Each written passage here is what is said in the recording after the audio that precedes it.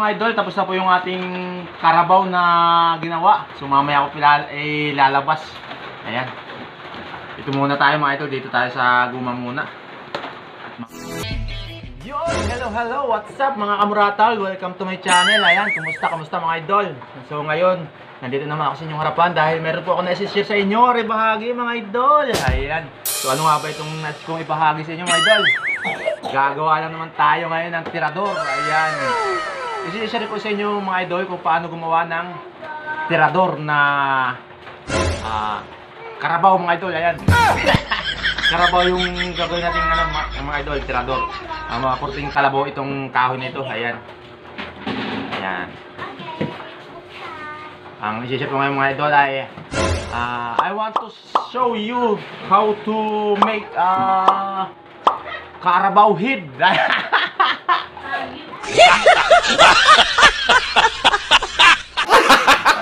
Ganun pala mga idol pag nag-English ang di marunong mag-English na mga idol. Ayan. I want to show you how to make a slingshot Carabao head.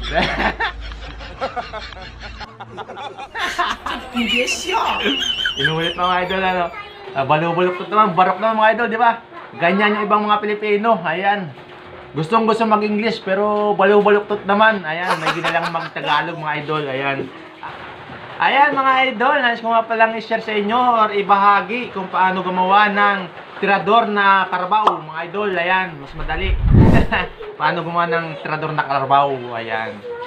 Kaya pong i-share sa inyo paano gumawa. Ayan, meron po tayo ditong kahoy. Ayan. Ayan.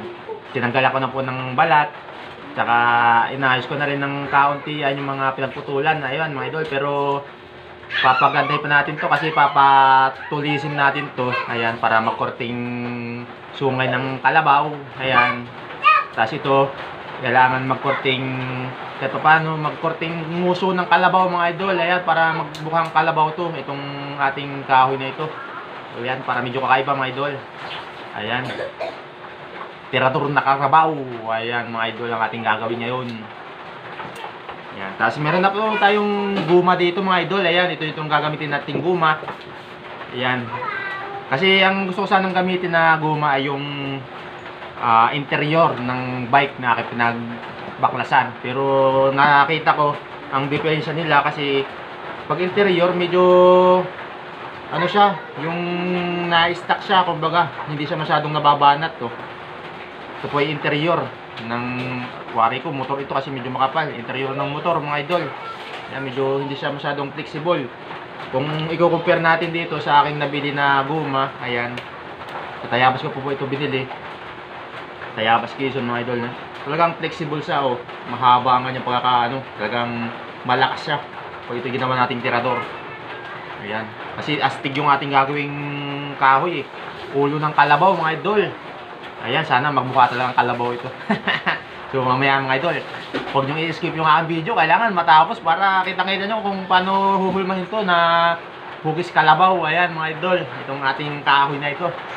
Hindi nyo i-skip yan mga idol, kasi baka ma-skip nyo, hindi nyo makikita kung paano ko ito gagawin. Ayan mga idol, simulan natin ang paghulma ng ating tirador para mag-korting karabaw itong ating kahoy na ito, na ating gagawing tirador. Ito ay ating papaliitin lang itong dulong ito. Papatulisin natin para talagang magkorting sungay siya. Tsaka ito, lalagyan na lang natin ng mata. Tsaka ito, gagawin nating nguso. Ayan, di ba? Parang karabaw talaga siya mga idol.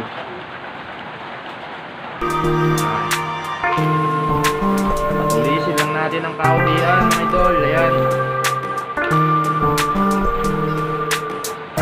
Dahil wala tayong mga gamit talaga na maganda-ganda, mano-mano natin gagawin to. Ayan. Sana magandang kalabasan nito mga idol.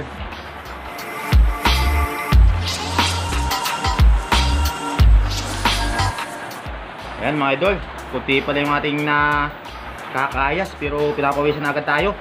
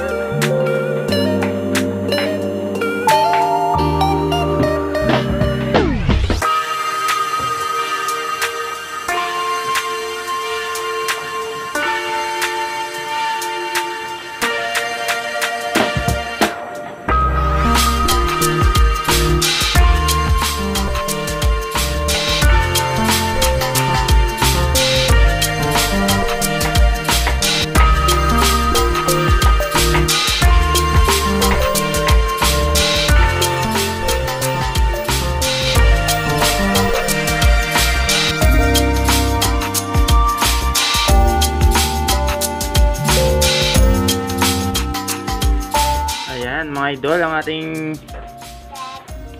sungay, oh. Makurting sungay na, mga idol. Ano? Ito namang ulo, mga idol, ating gagawin. Ayan, ito.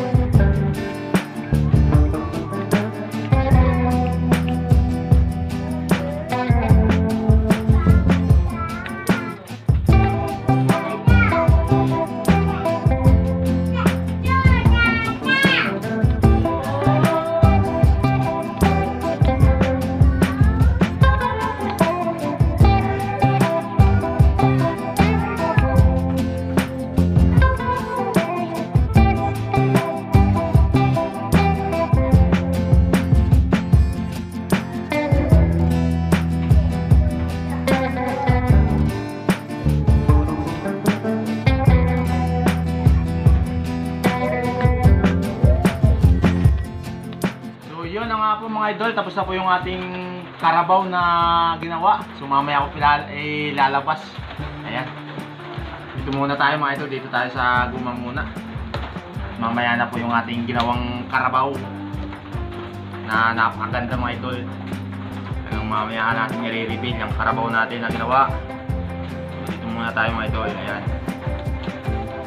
Tali lang po natin natin. Ayan, tali po natin. Suot lang po natin dito. Ayan, pasok mo. Ayan. Mga idol, pag naipasok mo ng ganyan, ayan. Basta may butas mga idol, pasok nyo lang. Okay na yan. Kaya po tayo may ganito kasi ito yung patatali natin. Ayan. Kailangan na talian para hindi makatakas mga idol. Ayan, so talian na po natin. Ganyan na po yan mga idol, napakadali lang mga idol gumawa ng tirador. So ayan mga idol, first time po natin gumawa ng tirador ngayong 2024. At saka astig pa yung ating ginawang tirador mga idol kasi ito ay tirador na karabaw mga idol.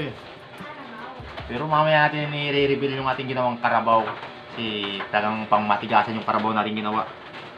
Ayan mga idol, naging ano tayo, naging sculpture mga idol.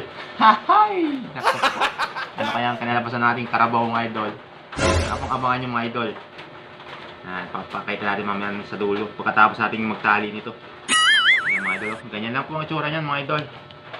Ayan, napakadali lang pong gumawa ng tirador.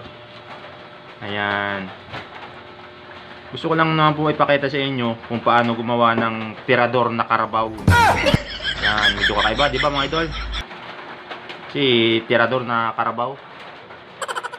Tirador mga idol ha, hindi yung tirador ng mga kalabaw ha. Tirador kung slingshot. Ayan mga idol. Carabao Slingshot. Ay, parang ang ganda ng pakinggan ng mga idol. Eh, ano kaya yung itsura ng Carabao mga idol? Baka Carabao na gutom. Ayan. Excited na ba kayo mga idol? O maya lang, malapit na. Diyan lang kayo. Stay put. Watch and learn. Ayan mga idol. Ayan, idol, ayan. So, tansyahin na lang natin kung gaano kahaba para doon natin puputulan. Ayan. Ayan mga idol. Ayan, o, diba? Ayan. So, dito natin puputulan. Putulan na po natin mga idol.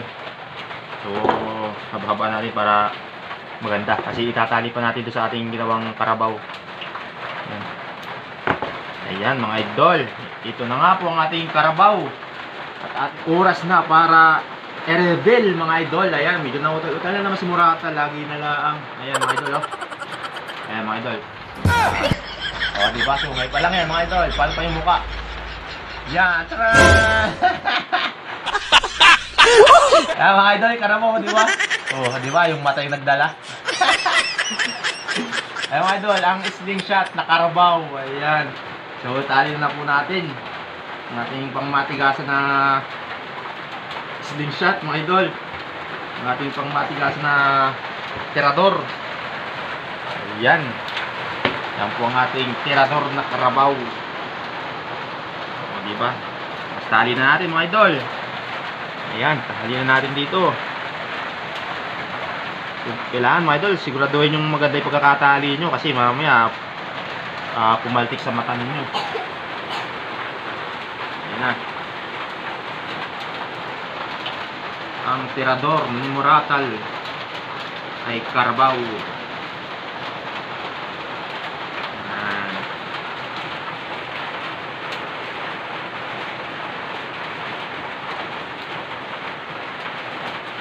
Ayan, ganyan lang po ang pagkatali nyo mga idol. Pumapalag-palag po yung karabaw. Ayan. So, yung isa naman. Tali na natin. Tapos tingnan natin yung mga idol kung pantay yung ating lagayan ng bala. Ayan. Para hindi piling kapag ating ginamit. So, ayan. Okay na. Bago natin itatali ulit. Ayan mga idol. Malapit na matapos ang ating tirador na karabaw. Ayan na. Malapit na. Kunti-kunti na lang.